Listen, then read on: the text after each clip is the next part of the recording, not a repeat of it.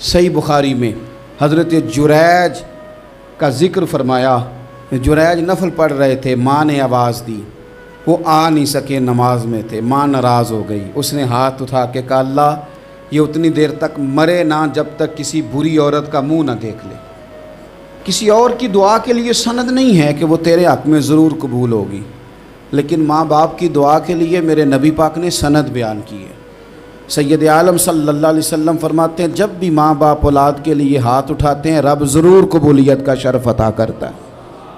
تو جہاں سند موجود ہے نا، کچھ افتتاح ابا جی سے بھی کرا لینے چاہیے، کچھ کام شروع کرنے سے پہلے صرف اماں سے ہی دعا کرا لینی چاہیے، یہ والا افتتاح بھی بڑے کام کا ہے کیونکہ یہاں سند بیان کر دیا میرے نبی کریم۔ تو جناب جریج کی ماں ناراض ہو گئی، کہنے لگی اللہ اس نے میری بات نہیں سنی۔ اب تھے تو وہ نیک، لیکن رب کریم کی حکمت کا تقاضا ہے، ماں کی دعا کو بھی قبول کرنا تھا، اللہ نے آزمائش میں مبتلا کر دیا۔ والدہ تو چلی گئیں، وہ ایک خیمے میں، ایک کٹیا میں، ایک جھونپڑی میں عبادت کرتے تھے، اللہ کو یاد کرتے تھے، رب رب کرتے تھے، اور لوگ ان کی بڑی تعریف بھی کرتے تھے، لوگ ان کے ارادت مند بھی تھے، عقیدت مند بھی تھے، اہل محبت بھی تھے۔ ایک عورت آ گئی، بس وہ اللہ کی حکمت پوری ہونی تھی، اس نے آ کے پہلے تو انہیں اپنی طرف مائل کرنا چاہا، جب نہ مائل ہوئے تو الزام لگا دیا۔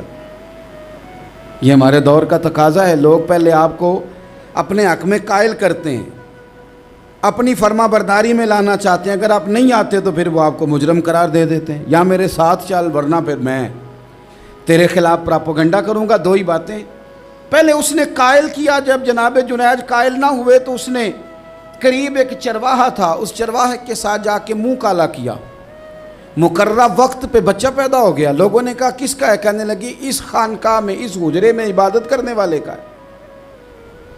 اگر کسی دیندار پر ذرا سا بھی الزام لگ جائے تو آپ یقین کریں کہ بڑے بڑے خوفناک لوگ بھی نیک ہو جاتے ہیں، جن کا اپنا سارا ماضی کالا سیاہ ہو وہ بھی اجالوں کے راہبر بن جاتے ہیں، جن کی اپنی زبانیں ساری زندگی آلودہ رہی ہوں وہ بھی بڑے بڑے اعلیٰ سچ بولنے لگتے ہیں۔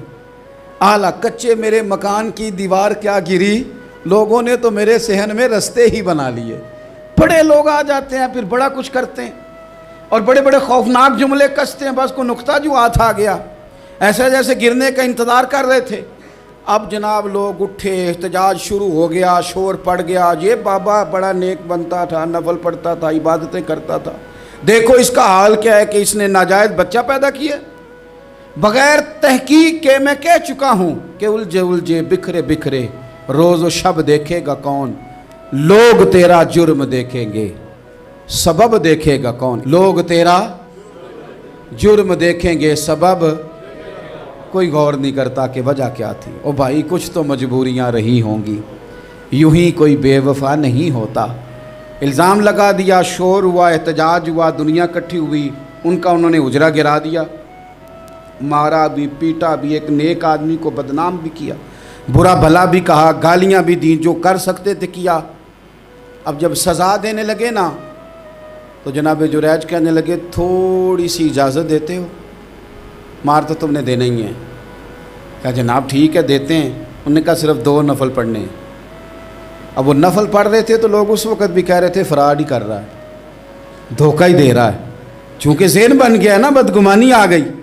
انہوں نے 2 نفل پڑھ کے ہاتھ اٹھائے، کہا اللہ جانا تو میں نے ہے، پر اس رسوائی کے ساتھ جنازے تک نہیں خراب ہو جاتے، قبریں تک نہیں لوگ بدنام کر دیتے، کہ اللہ جانا تو ہے پھر اس رسوائی کے ساتھ، تو میری مدد فرما، اب تو میرا کیس تیری ہی عدالت میں ہے، تو رحمت کا دروازہ کھول۔ ہاتھ اٹھائے، دعا مانگی، نفل پڑھے، پورے مجمع پہ نظر دوڑائی، کوئی نہیں تھا سپورٹ کرنے والا۔ کل تک جو کہتے تھے نا تیرے لیے جیئیں گے، تیرے لیے مریں گے، ساری عمر ہی آٹا گدہ ہے، لکھاں کیتے نہیں پیڑے، اب وقت آیا ہی تے محمد بخشا کوئی نہیں ہو بیٹھا نیڑے۔ ایک بندہ بھی نہیں تھا، ووٹر سپورٹر ساتھ دینے والا کوئی نہیں تھا۔ تو جناب جنید بچے کی طرف اشارہ کر کے کہنے لگے کوئی نہیں بول رہا، تو ہی بول کے بتا دے تیرا باپ کون ہے، تو ہی بول کے بتا دے کون ہے۔ اللہ اکبر۔ میرا رب جب چاہے تو بچے بولتے ہیں، رب چاہے تو گونگے بولتے ہیں، رب جب چاہے تو پھر پتھر بھی بولتے ہیں۔ جب کہا نا تو ہی بتا تو بچہ بولا، اور بول کے کہنے لگا میرا باپ جریج نہیں، میرا تو وہ ہے جو بکریاں چرانے والا ہے۔ میرے نبی کریم علیہ الصلوۃ والسلام نے اپنی امت کو مایوسی سے منع کیا، فرمایا رب سے دعا مانگو تو اس طرح نہ مانگا کرو، یہ مشکات میں حدیث ہے، فرمایا یوں نہ دعا مانگا کرو کہ یا اللہ دے چاہے نہ دے، فرمایا رب سے مانگو تو پورے شوق سے مانگو، عرض کرو یا اللہ دے تو ہی ہمیں عطا فرمائے گا، مالک عطا فرماؤ، فرمایا ذوق سے مانگو، جذبے سے مانگو۔ ہمارے ہاں استاد دو قسم کے ہوتے ہیں، ایک ٹیچر کی ڈیوٹی ہے اسکول جانا، اس نے کوشش کرنی ہے کہ اگر کوئی موقع مل جائے بھاگنے کا تو اسکول سے نکل جاؤں، کوئی چکر چل جائے تو۔ میں بھی چھوٹا سا استاد ہوں تو استاد ناراض نہ ہو مجھ سے، سمجھ لے میں اپنی تربیت کے لیے بات کر رہا ہوں، تو کسی طریقے سے نہ کوئی چکر چل جائے، کوئی فارم چلو مل جائیں، سائن کرانے چلے جاتے ہیں، کوئی ایسا چکر چل جائے صحیح نکل جائیں، یہ ایک استاد ہے۔ ایک استاد ہے اسے شوق ہے، اسے ذوق ہے پڑھانے کا، وہ جب دیکھتا ہے نا کہ یہ کچھ بچے کمزور ہیں تو وہ کہتا ہے تم نے سیکنڈ ٹائم میرے پاس بیٹھنا ہے مفت بغیر ٹیوشن کے۔ میں نے دیکھے ہیں یہ لوگ، میں نے دیکھے ہیں، استاد اوور ٹائم دیتا ہے، ٹھیک کہہ رہا ہوں جی میں؟ دیتے ہیں جناب، دیتے ہیں۔ کچھ بچوں کو استاد کہتے ہیں تو گھر آ جانا، یعنی ایک استاد ہوتا ہے، ایک پرجوش استاد ہوتا ہے، ان دو لوگوں میں فرق ہے۔ اقبال کہا کرتے تھے اگر کوئی شعیب آئے میسر تو شبانی سے کلیمی دو قدم، کہتے تھے دعا کرو کہ حضرت موسیٰ کلیم کو کوئی حضرت شعیب علیہ السلام جیسا مل جائے، کوئی مل جائے نا ایسا تو وہ پھر تازگی پیدا کر دیتا ہے۔ تو کچھ پرجوش، امام مالک رحمۃ اللہ علیہ کے ایک شاگرد کہتے ہیں کہ میرے استاد جو تھے وہ بڑے پرجوش تھے، علم پڑھانے میں شوق ہوتا ہے پڑھانے کا۔ یہ کچھ لوگ جمعہ پڑھاتے ہیں تو کچھ کہتے ہیں کہ ان جمعہ آ گیا تو کی کرنا ہے۔ ہمارے شاگردوں میں بھی ایسی ہیں، رات کو پوچھتے ہیں۔ ایک سے میں نے آج سویرے پوچھا، میں نے کہا بیٹے آج تو جمعہ پڑھانا ہے کی تقریر کرنے کے اندر، استاد جی ڈیسائیڈ نہیں کیتا۔ تو میں کہ بھی تو بڑا مولوی تھا نہیں ڈیسائیڈ کیتا، میں تے 8 دن پہلے ہی ڈیسائیڈ کر لینا، کیونکہ مجھے تو تیاری کرنی پڑتی ہے، بڑا علم ہوتا ہے نا لوگوں کے پاس، تو ڈیسائیڈ نہیں کرنا، بیٹھیں گے تو فر بات جاری ہو جائے گی۔ کہنے لگا نہیں وہ میں نے کہا خدا کے بندے کہتے ہو لوگ آخر میں آتے ہیں، تم بتاؤ تم تو تیاری آخر میں شروع کرتے ہو، کچھ خدا کا خوف کریں بھائی۔ ایک استاد ہوتا ہے ایک پرجوش۔ امام مالک کے شاگرد فرمانے لگے کہ ہمارے استاد پڑھانے میں بڑے باذوق تھے، ان کا جذبہ رہتا تھا پڑھانے کا، اور کتاب سے وابستہ رہتے تھے، پڑھنا پڑھانا مسائل دریافت کرنا، یہ شعبہ ہے نا جی ہمارا۔ جس طرح آپ جس شعبے سے وابستہ ہیں تو اگر آپ اس کو چھوڑ دیں گے نا، فزکس کا استاد بھی کہتا ہے کہ اگر رات کو میں خود پڑھوں گا نہیں تو سویرے پڑھا نہیں سکوں گا۔ تو اگر آپ وابستہ نہیں نہ رہتے اپنے شعبے کے ساتھ، نئی نئی چیزیں پیدا ہوتی ہیں، جدت آتی ہے، تو آپ کو جوش ہی نہیں ہے اس شعبے کا، تو پھر بات کیسے آگے بڑھے گی؟ تو کہتے ہیں امام مالک بڑے جب بیمار ہو گئے شدید، تو شاگرد کہتے ہیں میں تیمارداری کرنے گیا، تو میں نے جب دیکھا تو مجھے چہرہ دیکھ کے سمجھ آئی کہ امام مالک کا آخری وقت ہے، بڑے کمزور ہو گئے، اور معدے میں اور پیٹ میں اتنی تکلیف تھی کہ انہیں دودھ پلایا جا رہا تھا چمچ کے ساتھ، پیالے کے ساتھ، صرف دودھ پی سکتے تھے، کمزور ہو گئے۔ فرماتے ہیں میں جا کے بیٹھا، زندگی میں کبھی ایسا نہیں ہوا تھا کہ میں جاؤں اور امام صاحب کسی دینی مسئلے پر مجھ پر گفتگو نہ کریں، لیکن آج میرے دل میں خیال تھا کہ اب تو اس وقت تو ہوش ہی نہیں رہتی کوئی آدمی، لیکن کہتے ہیں میں جا کے بیٹھا ہی تھا کہ امام صاحب نے آنکھیں کھولی، فرمایا ماشاءاللہ آپ آئے ہیں، چلو یار میں ابھی کو بندہ ہی تلاش کر رہا تھا، ایک مسئلے پہ بات کرنی تھی۔ کہتے ہیں لفظ نہیں پورے ادا ہوتے، ان کے جملے ٹوٹتے ہیں، بیچارے کمزور ہو گئے، بڑھاپا ہے، ایک مسئلے پر بات کرنی تھی، تو فرماتے ہیں کہ میرا دل نہ اتنا نرم ہوا کہ میرے آنسو بہہ گئے۔ میں نے کہا اس حال میں بھی استاد جی آپ کو دین کی فکر ہے؟ کہنے لگے یار ایک آدمی نے مسئلہ پوچھا ہے تو اس کو حل کر کے دینا ہے، یہ رسول اللہ کا دین ہے، علماء کی ذمہ داری ہے آسان کر کے لوگوں تک پہنچائیں، ہر آدمی اس تک تو میں نے وہ دینا ہے، یہ میری وفا ہے اپنے مذہب کے ساتھ، آخری دم تک دینا۔ میں اپنی حیاتی تو قربان تھی وہاں، میری محمد بکیندے گزر گئی، یہ کرنا ہے کام، لوگوں کو آسان کر کے دین پہنچانا ہے۔ فرماتے ہیں کہ میں نے کہا استاد جی فرمائیں، کہنے لگے یار یہ حج کے موقع پر جو رمی جمار ہوتی ہے، جمرے کو شیطان کو کنکر مارے جاتے ہیں، پوچھنا یہ ہے کہ دونوں طرح سے سنت ہے، پیدل بھی مار سکتے ہیں سواری پہ بھی، تو یہ بتا کہ پیدل افضل ہے یا سواری پہ افضل ہے؟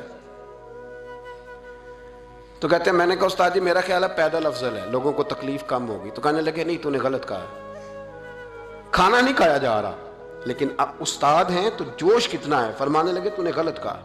کہتے ہیں میں نے کہا پھر استاد جی سواری پہ افضل ہے اگر پیدل افضل نہیں؟ کہنے لگے نہیں تو نے پھر بھی غلط ہی کہا ہے۔ کہتے ہیں میں نے کہا حضور دونوں طرح غلط ہے تو صحیح کیسے ہے؟